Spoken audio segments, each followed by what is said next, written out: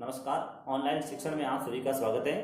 आज हम कक्षा पंचमी में गणित विषय में अध्याय 7 भाग 1 आज का जो प्रकरण है वो है तुल्य भिन्न। इन तुल्य भिन्न किसे कहते हैं, तुल्य भिन्न की क्या अवधारणा होती है, उसके बारे में आज हम पढ़ेंगे।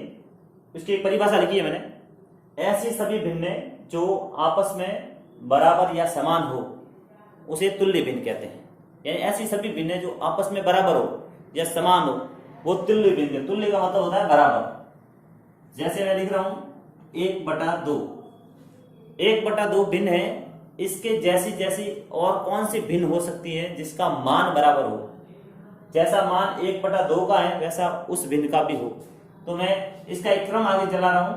जैसे 1 को आगे बढ़ाऊंगा या 2 लिख रहा हूं और 2 का यहाँ 4 लिख रहा हूं। यानी ऊपर के जो संख्या है उसको और नीचे की संख्या है उसको, यानी अंश को और हर को समान संख्या से गुणा करते हुए हम तुल्य भिन्न बना सकते हैं। जैसे मैं यहां लिखूंगा 3 2 2 4 या 6 लिख देता हूं। फिर 1 2 3 या 4 लिखूंगा ऊपर अंश और हर हो जाएगा 2 1 2 2 2 4 2 3 6 2 6 8। अब इन सभी भिन्नों का जो मान है वो बराबर है। जैसा मान 1/2 का है वैसा 3/6 का भी है और 4/8 का भी। ये सबसे छोटा भाग है। 1/2 जो तुल्य भिन्न का सबसे छोटा भाग है।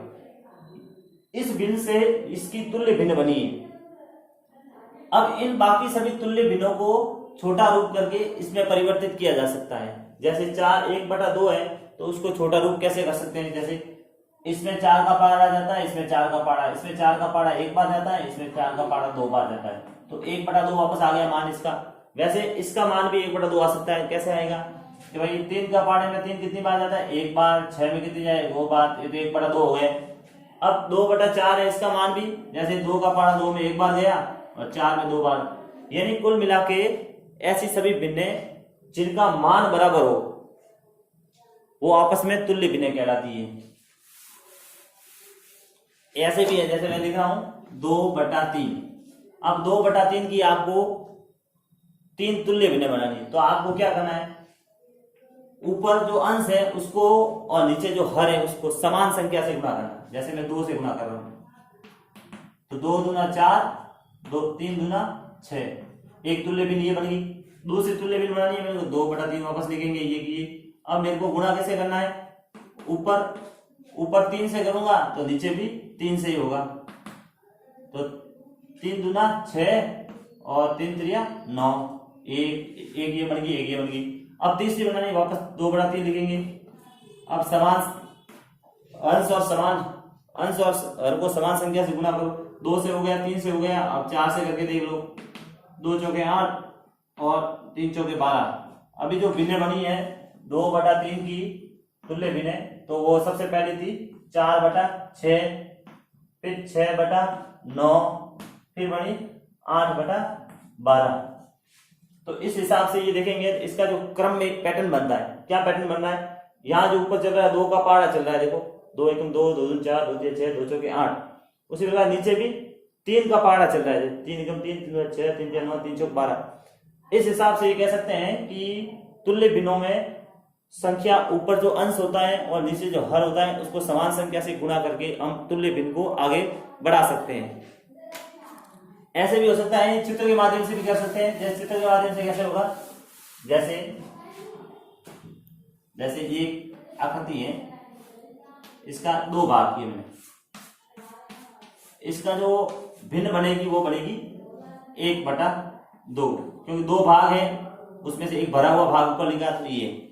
अब इसकी तुल्य भिन्न कैसे हो सकती है, जैसे ये 4 भाग है। इस 4 भाग में 2 भाग भरे हुए, ये इसकी तुल्य भिन्न कैसे है कि कुल भाग कितने थे 4 और भरे हुए कितने थे 2। तो 1/2 और 2/4 दोनों का मान है वो बराबर है। जैसे ऐसा भी हो सकता है, जैसे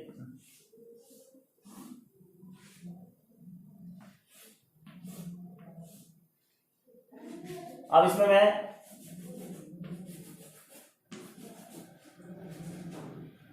ये है।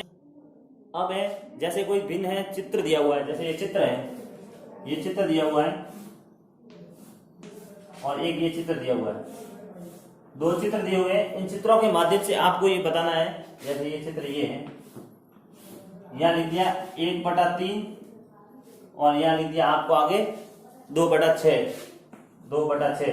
अब आपको कहा है कि भाई ये चित्र है, इन चित्रों के को छायांकित करना है। कैसे करना है? पहला भाग है तो 1/3 है, तो इसमें से 3 भाग है, इसमें से एक भाग आपको छायांकित करना है। तो इसकी जो तुल्य भिन्न है वो हो जाएगी, जैसे 2/6 है तो 6 में से 2 भाग छायांकित करने हैं आपको। जैसे मैंने 2 भाग ये किए तो ये इसकी तुल्य भिन्न बन गई। और इस प्रकार भी हो सकते हैं, जैसे आपको कहा भाई आपको कि भाई इस भिन्न के समान, जैसे लिख दिया 1/5 है कि 4 तुल्य भिन्न बनाओ। तुल्य भिन्न बनानी तो आपको क्या करना है, 1/5 लिख दिए, अब बराबर कीजिए। अब ऊपर का पाड़ा चलाना है, नीचे का पाड़ा चलाना है। 1 के क्या हो जाएगी 2, 3, ये 4, ये 5, ये बटा और ये बटा। अब आपको 5 का पाड़ा दीजिए, 5 1 5, 5 2 10, 5 3 15, 5 4 20, 5 5 25। इस प्रकार से हम इस तुल्य भिन्न के क्रम को आगे बढ़ा सकते हैं। इन सभी का जो मान होगा वो आपस में बराबर होगा। और भी कुछ प्रश्न हो सकते हैं, जैसे 3/7 है, इसकी बढ़ानी है तो आप आगे बढ़ा सकते हैं। 3 का पाड़ा बोलो 3 × 3, 3 दूना 6, 3 3 9, 3 चौके 12 और 3 5 15। फिर बटा लगा दो आप, फिर हो गए 7 × 7, 7 दूनी 14, 7 3 21, 7 चौके 28 और 7 5 35। इस प्रकार से हम तुल्य भिन्न को और उसके क्रम को आगे बढ़ा सकते हैं और उसको हल कर सकते हैं। इन सभी भिन्नों का जो मान होगा वो आपस में बराबर होगा।